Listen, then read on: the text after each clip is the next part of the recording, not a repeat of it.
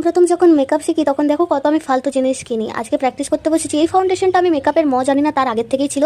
আর ব্লেন্ডারটা কেটে হয়ে গেছে। ওগুলো দিয়ে যখন প্র্যাকটিস করা যাবে ভালো করি। আর এই সেই ব্রাশ, যেটা আমি প্রথমে মানে কোনটা প্রফেশনাল কি আনপ্রফেশনাল কি কিছুই জানি না। আমাকে প্র্যাকটিস করতে হবে, আমার খুব তাড়া, মানে ওয়েট ধৈর্য আমার মধ্যে একদমই থাকতো না।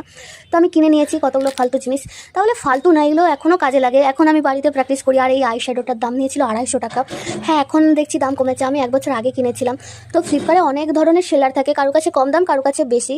কোনো প্রোডাক্ট অরিজিনাল, কোনো প্রোডাক্ট ফেক। এগুলো কিনে যে খুব ভুল হয়ে গেছে এমনটা নয়, অনেক কিছু শিখতে পেরেছি, প্রোডাক্টের সম্পর্কে ধারণা তৈরি হয়েছে।